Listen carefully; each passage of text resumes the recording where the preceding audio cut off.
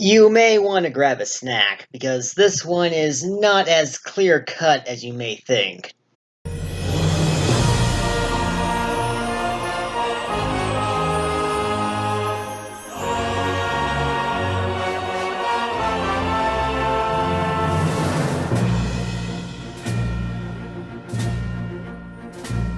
Greetings, everyone! It's Tyrant, and welcome to yet another discussion video. Black Clover. My god, I love this anime. Even though it hasn't been around for that long, I've still grown pretty fond of it. Almost as fond, maybe even more so than Naruto. Hence why we are going to compare the two, because I've noticed quite a few things that are a little suspicious, I should say. Now, to be perfectly frank and understanding, I am well aware that anime writers can be inspired by other writers all the time. I mean, Dragon Ball Z inspired the likes of One Piece and Naruto, so maybe Naruto could be the inspiration for other anime, such as Black Clover. So, where am I actually getting at, you might ask? How are these two shows similar? Well, we'll just have to start getting into things, just so you can see about that. So, let's start this video proper, shall we? Let's see if Black Clover really is just an upgrade to Naruto. Now, before we really do begin, let me first state that this is just my opinion. I am by no means the final word on what anime is good or bad. It's just fun to speculate. I'm just pointing out the key similarities between Naruto and Black Clover. So, that said, let us begin. This is Black Clover just better Naruto? Well, there's only one place to start a story from, and that is... you get the idea. Naruto came first, so we'll start there. The story of Naruto begins with an all-powerful monster destroying a village, and a great and powerful hero rising up to oppose them. The beast is of course defeated by being sealed away within an infant, partially, while the other part is sealed within the caster, and the boy in question grows up without his parents into what would later be known as one of the greatest ninja of all time. Granted, he is dealing with quite a bit of ridicule and scorn because there's a demon inside of him, but ultimately, he earns the love and care of everyone around him. Black Clover starts with an all-powerful monster attacking a village, and a great and powerful hero stepping forward to oppose them. Okay, to Black Clover's credit, the demon does not get sealed inside of Asta. In fact, the origin of Asta's devil is still kind of unknown for the time being. We don't know where they came from, or if they're part of any faction, or what. So, until that information is disclosed to us, we can't really say that much is similar to Naruto. Speaking of the devil, that's kind of another thing that Naruto and Asta have in common. They are both influenced by some form of demonic presence. Naruto with Kyuubi and Asta with whatever the devil's name is. Although, one thing that is kind of separating the two is that Kyuubi is inside of Naruto, whereas the devil hasn't really been established where it is on Asta's person. Some say that it's in his grimoire, others think that it's actually inside of him. Until it's actually fully disclosed and established, I'm just going to say, for the sake of argument, that is indeed inside of Asta. Though, that's pretty much the only thing that Naruto and Asta share, other than maybe their personality, because, yeah, they are also both very loud, very obnoxious, and very obsessed with training. But, you wanna know who else is obsessed with training? The other Naruto character, who is actually very comparable to Asta. And that character is Rock Lee. For starters, they were both born with no inherent talent other than physical prowess. And in addition, they spent nearly their entire lives doing nothing but building up said power. Both of them were looked down upon from their peers, and in addition, they both have very strong rivals who are clearly more adept at being successful than they are, for lack of a better way of putting it. And of course, they are both in love with girls that they never really got with in the end. We've already established why Sakura never got with Naruto, but let's not open that can of worms here, shall we? I guess that one last thing you could compare Asta to Naruto is that they both want to become very powerful leaders. Naruto wanting to be the Hokage, and Asta wanting to be the Wizard King, or Magic Emperor, depending on your translation. Rock Lee never wanted any of that, or at least it's never been mentioned in canon. He just wanted to be a good ninja, wanted to be recognized, and in some respects, yeah, he has realized that dream. Asta wants that too, but at the same time, he wants to, of course, become the Wizard King, or again, Magic Emperor, depending on your translation.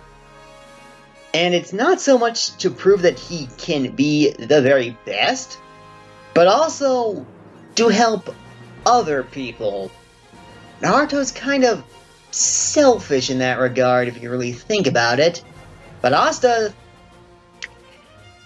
dream doesn't just involve himself. He's thinking about other people when he wants to become Wizard King or Magic Emperor, depending on, again, your translation.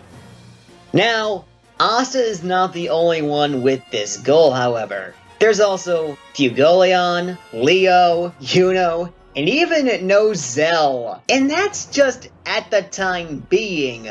Who knows who else is going to spring up as time goes on? Naruto, on the other hand, didn't really have that many rivals to become Hokage. The only ones I can think of were Konohamaru and Sasuke. Speaking of the other characters, we should actually have a look at them as well, because the leads are not the only ones that are comparable to other shows. An example is Charmy. Yeah, didn't think I'd talk about her anytime soon, did ya? Charmy is actually pretty comparable to Choji of all people, because they are both heavy eaters and also are the butt of a joke because of that. However, there is more to it than that as well. You see, both these characters are not weak by any sense of the word. I mean, Charmy is pretty ferocious if you take away her food, and so is Choji. But we also don't learn that much about them until later on in their respective shows. For example, did you know that Charmy is short because she is half-dwarf? Or that Choji is fat because that's how his jutsu actually works? People seem to always underestimate these two based on their size, and this usually leads to them winning their fights. Granted, they have lost a few of them, but not really that many of them as we have seen. Although, to be fair, Black Clover is still, again, very new, but hey, we can still see more of Charmy fight.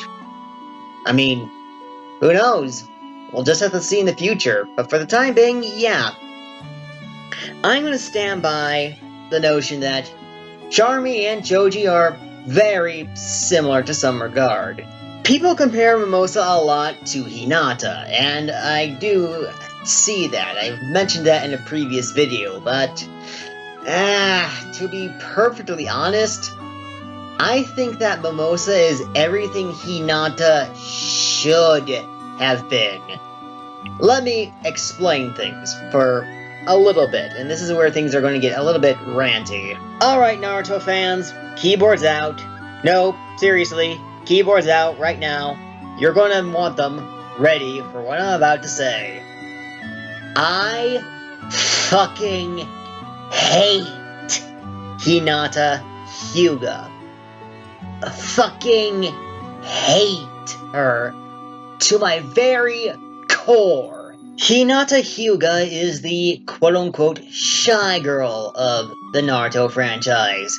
And that's okay, that's perfectly fine. The shy girl can be very entertaining and very good. When done correctly. This was not done correctly.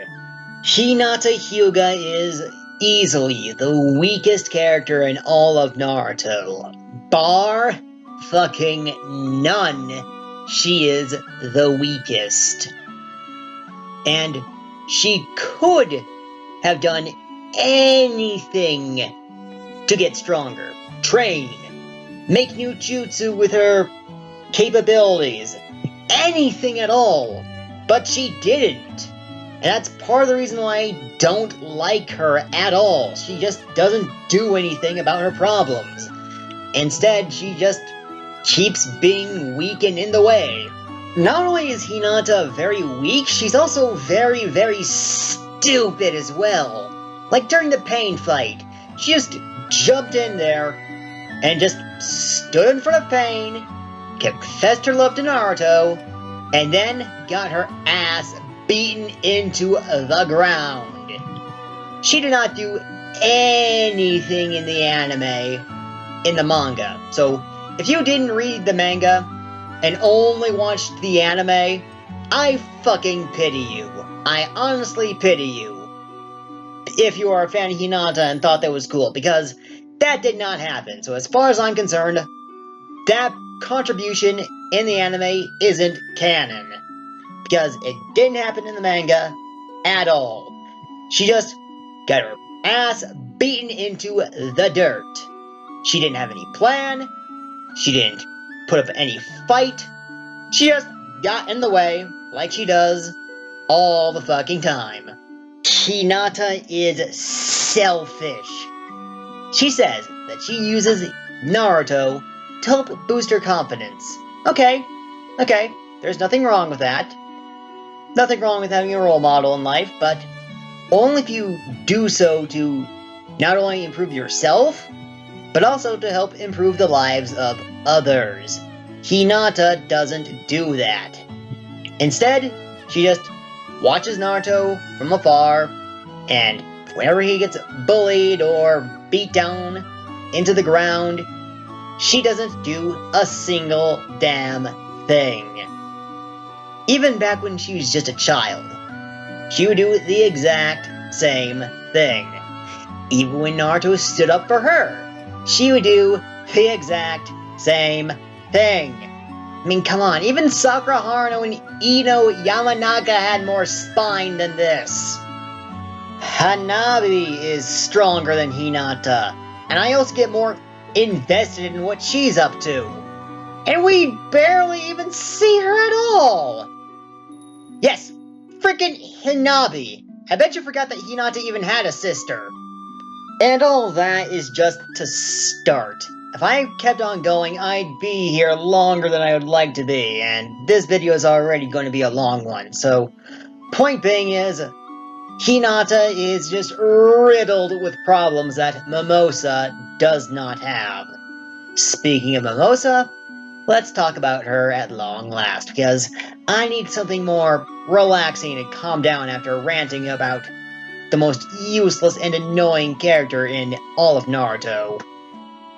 As I've mentioned before, Mimosa is everything Hinata should have been. I mean, yeah, she is soft-spoken and does love the protagonist, but she's not that annoying. In fact, she's not annoying at all. I mean, there's so much that I like about Mimosa that I wish Hinata should have been. And let's just get on with what I'm talking about, shall we? Now, first off, Mimosa isn't selfish. She does care about other people and Asta. And whenever she improves herself because of Asta, she's able to help out other people as well. Okay, usually this is because of her own power, but she does indeed get better because of Asta, at the very least. Yeah, Hinata kind of does, but at the same time she doesn't. You can't really say that about Mimosa. Mimosa lives up to her own promises. She has said, both in the canon of the anime and the manga, that she would do everything in her power to better herself so she can fight by Asta's side. Hinata doesn't do that. In fact, this is something she wishes she could do. And, yeah, Mimosa does even actually do that. She does get stronger, she does learn attack magic, and she does do a pretty good job on the battlefield. I guess you could argue that they are very much alike, that they both really like the main character and they get super embarrassed when they are around, but so does Noelle with Asta, so that's not really a valid argument. Other than that, Mimosa really is everything Hinata should have been. Strong, a little bit confident, but soft-spoken. And, yeah, do get inspired by the protagonist, but do so not only to improve yourself, but the lives of others. All of this and more is why I say Mimosa is a huge improvement over Hinata. I'd honestly take her as a character than Hinata any day. Now, I know comparing Yuno to Sasuke is like comparing an apple to an orange, but just hear me out. These two are similar, but also different in very big ways. First off, they are both born naturally talented, so there's that. But also, Yuno kind of has some things that I wish Sasuke was. Or at least was more often. Let me explain. During the Chunin exams, Sasuke kind of devolved into a coward during the survival part of the exams. Granted, that was mostly because of a genjutsu and being overwhelmed by a stronger ninja, but honestly, I kind of liked that. I would have wanted to see Sasuke be more fearful more often. And maybe later on, develop more courage. And that's something I kinda liked with Yuno early on when seeing his childhood, or at least in a filler episode of his childhood. You see, growing up, Yuno was a bit of a pushover, and cried a lot. Sasuke was a bit of the opposite. He was childish at one point, yes, but after a traumatic experience, he kind of just hardened up. I mean, if something like that happened to Yuno, he would be mortified. So what I would like to have seen, now that I've been watching more of Black Clover, was for Sasuke to be a bit softer, but really, quote-unquote, toughen up, but get a bit braver and less crybaby-y as he got older. Kinda like with Yuno. Now, Sasuke is not weak. Obviously not, but neither is Yuno. Although, having them both be very strong from the start might seem like a bad idea, but it actually really helped out the main characters in a rather big way. I would just like to see more growth with Sasuke because of Naruto's actions instead of him turning over to the dark side for over half the show. And that's part of the problem I have with Sasuke. First he starts out as an anti-hero, and then he goes villain, and then he kind of turns good again. I'd rather have it be in a slightly different order than that. I mean, if you're going to have him turn to a villain, okay, do that, but either make him stay a villain or give him more valid reasons to come back to the village. And at the very least, have him take some punishment for what he's done. Don't just give him a slap on the wrist. I mean, come on. He betrayed the Leaf Village, for crying out loud. Could you imagine what they would do in Black Clover if Yuno did something like that? He would be locked up for a long time. Questioned for hours. At least. Overall, although Sasuke's problems are minor, they are still there. And that's part of the reason why I like Yuno a bit more as Asta's rival. That, and as of now, he hasn't betrayed Asta in that big a way. In fact, I don't think he has betrayed him yet. But then again, Black Clover is still very new. Maybe he will in the future, maybe he won't. So long as it's, reasonable and they keep to whatever they're going to do with Yuno, and not double back or paddle back or do something to bring him back that is nonsensical like they did with Sasuke, I'll be perfectly fine. One more character comparison before we move on to something else in this discussion, and that is between Noelle and Sakura Haruno. Much like the one between Mimosa and Hinata, Noelle is everything Sakura should have been, in my opinion. Although Sakura has nowhere near as many problems as Hinata, she does have some problems. So why don't we cover that, and we can start to see why Noelle is a little bit better in terms of character. Now, first off, yes, I would agree that Sakura is the weakest out of Team 7, but she is not the weakest ninja. She's not even the weakest Kunoichi. But to say that Sakura is weak just because she's the weakest of her squad is like saying Deku is the weakest superhero just because he got his powers the latest out of everyone in the show of My Hero Academia. Really, Sakura is just missing 3 things that actually helped to identify Noelle to some degree. The first off is, of course, a lot of power. Could you imagine Sakura Haruno with a lot of chakra, but struggling to really control it, and even putting herself in danger when it gets out of control? I would have liked to have seen that. I really would have. The second is more family, or at least explaining or showing more of her family. Maybe even giving her more family members to do so.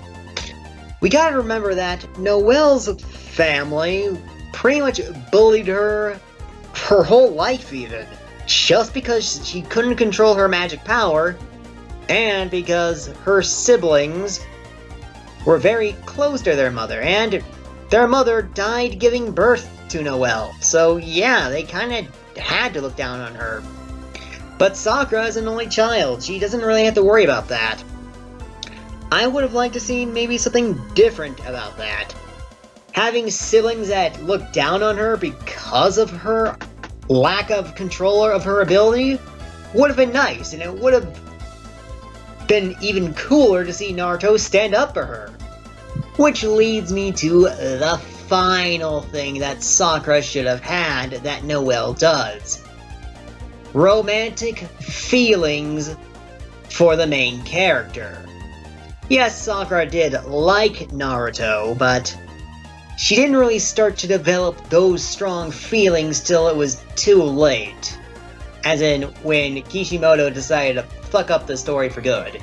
But that's getting on a tangent, so let's just move on, shall we? So yes, those three things in particular are what I think would have helped out Sakura the most. Having a lot more power at her disposal would have indeed helped her in some way. She would have been in a lot more fights, I can tell you that much. And being able to, or even being able to need to learn how to control that power means that she would need to be around people who could do just that. And maybe she could even be around Naruto because of that. And speaking of Naruto, having feelings for him would mean that, well, let's face it, Sakura would definitely be a tsundere. And that would mean that it's tsundere Sakura. Hating Naruto out of confusion for her romantic feelings for him. That would have been adorable. Come on! I can't be in the minority when I say that much. And of course, having family on top of that who bully her, she would definitely develop romantic feelings for him anyway, when Naruto stands up for her. And going further down that rabbit hole, it would be interesting for her to realize that she's developing feelings for someone who she used to not really like all that much, and who also shares those feelings with her. Yeah, she'd still be a tsundere, but again, I stand by the notion that would be really cute to see when she tries to come to terms with how she feels for Naruto and see just how those feelings develop as she gets older. Now, Black Clover is still very new, so we don't really know where the real relationship between Asta and Noelle is going, but based on what we know so far, I think it's for certain that, yes, Noelle does indeed love Asta. When she's going to admit that to herself at the very least is unknown. Though, it just might be soon given what's been going on. But again, nothing is really set in stone. We'll just have to wait and see what happens in the future. For now, why don't we see about the story itself, or at least get back to that, because I noticed that we kind of got off on a tangent when we started to mention characters. Let's first talk about receiving the grimoires and the Ninja Academy. They're not that similar, actually. The only thing that really comes to mind is fighting the traitor to the nation near the quote-unquote end, and even then, Black Clover kind of split it into 2 episodes. What about the Magic Knight entrance exam? Is that anything similar to anything in Naruto? Actually, no. This is pretty unique to its story, as far as I can tell. So, yeah, Black Clover actually has something unique. Even if it is the very beginning of the show, but hey, props where props are made, right? I full-heartedly agree that meeting the Black Bulls is even more outstanding than meeting Team 7. Because, well, for one, we're meeting a lot more people, and two, well, it's just a larger group in general. We don't even get to meet all of them right away. So it really just builds up the mystery of who are we going to see next? Who else is with these people? And luckily, we are not disappointed when we see them, even if it is later on.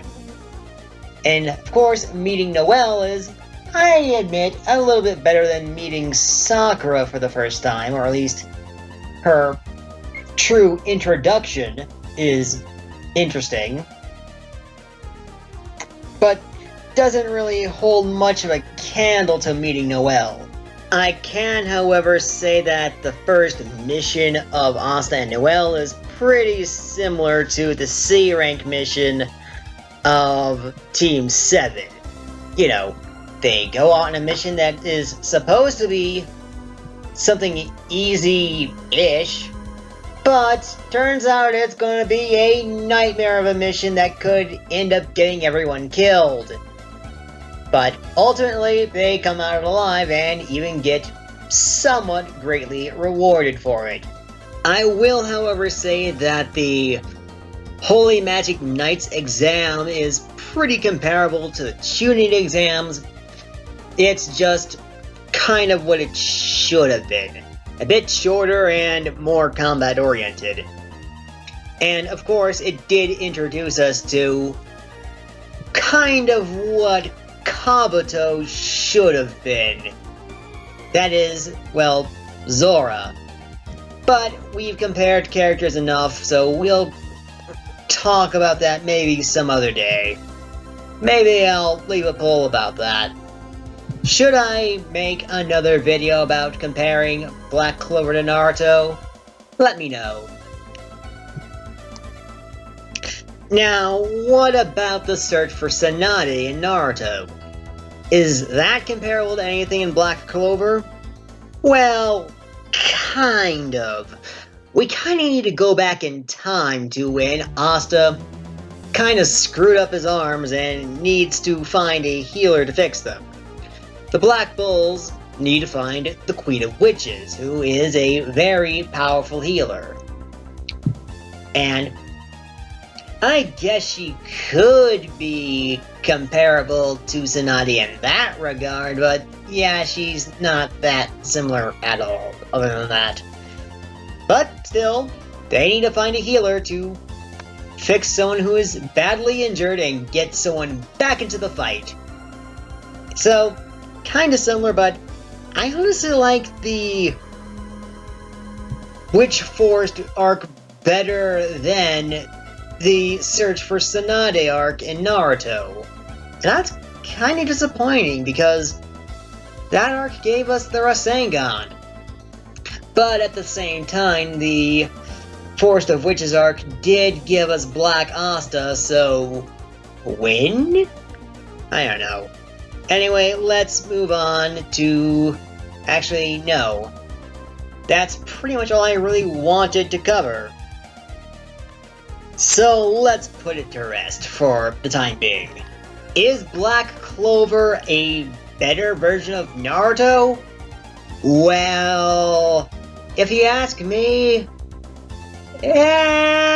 kind of. I mean, don't get me wrong, I don't hate Naruto. I just am starting to like Black Clover a little bit better, and that's simply because the characters are better written. In a way.